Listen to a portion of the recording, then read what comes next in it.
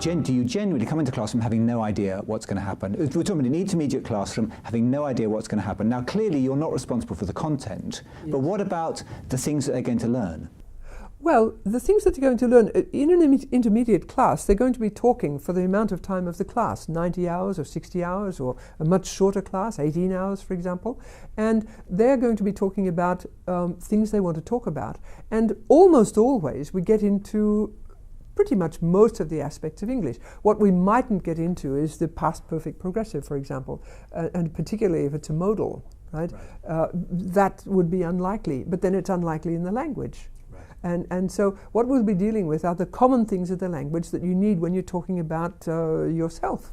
And so, in the time of a class, these things come up. Now I can, if I have my verbs set out and we're going to work on a particular verb, I'm still not responsible for the content. I'm responsible for the fact that we need the triggers. So the word last is a trigger, the word ago is a trigger, the word yesterday is a trigger, and there are some others. And so what I can say to them is, make your sentences, but every sentence should contain one of those words. Okay, so in that sense you're being a little bit directive. There you've decided as the teacher that this is something which the students clearly have shown a need to work on, and you want to work on it there.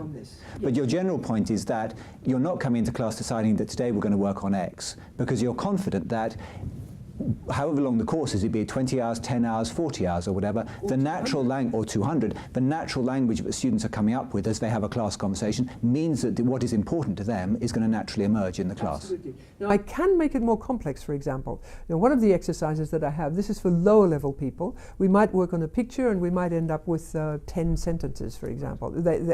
Once they've done all the work, they have the vocabulary, they have everything that's necessary. I'm talking now about 30 hours of English. 25 or 30 hours of English.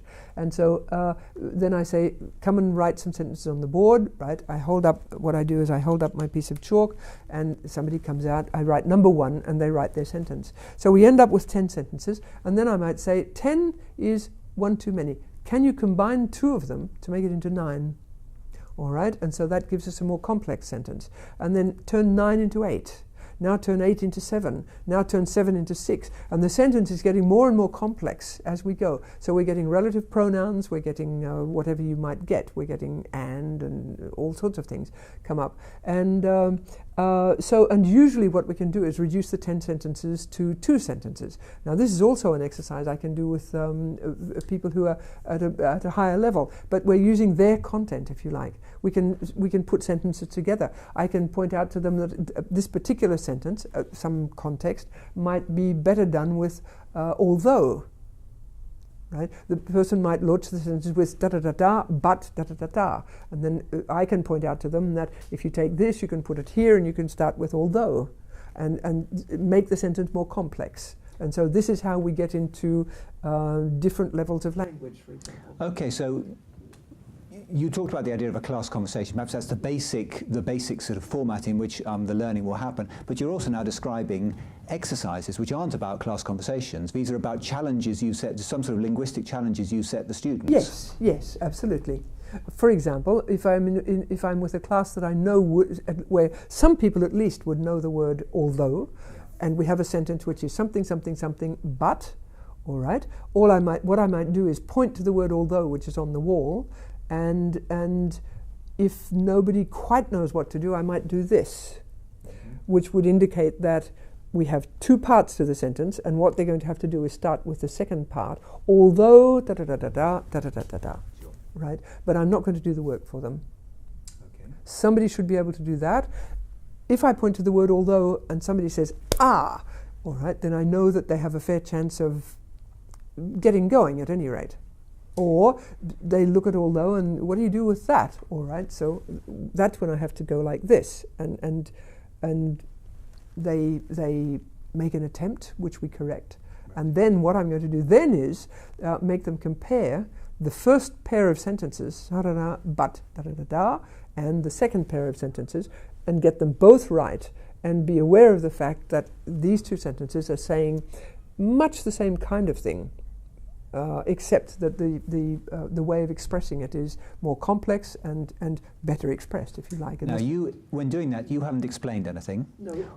I would, from what I'm gathering from what you've said here, is what's happened is you've set up a situation. The students understand what is trying to be said, what is being expressed within these sentences. Said his sentence with but. Right. Okay. And then what you're enabling to do is to notice that, to have an awareness in Gattegno's terminology, but to notice that here's another possibility in English. Absolutely. So in other words, this is the way in which you can move the students to another level of language, give them another possibility with their language, because then they are now have noticed for themselves that in English, if you swap the order around, there is a way you can choose to swap the order in which you put the two propositions, and the word you do that with is although, rather than the word but, which is the word the student spontaneously came up with. Exactly. You can do it with tenses, for example. One of the ways of getting into the past perfect tense is I did this and then I did that. Mm-hmm. Right. And this can be turned around into when I had done this, I did that, for example. Okay. And so what we do is we play with language constantly. You're ringing the changes. Ringing the changes, exactly. And once they realize that this is how we're going to be functioning, it's probably not me that would introduce the word although. It might be somebody in the class who says, can I make the same sentence with although? Sure. Go ahead. And we try it, and then we explore the implications of using although. Exactly, yeah. Yes. And this is done constantly, right? We very, very, very often have 2 or even 3 or 4 versions of one idea. Yes. And after that, the person in the class conversation who made the first sentence can choose which one is most adapted to what he wants to say. And then we just keep going on.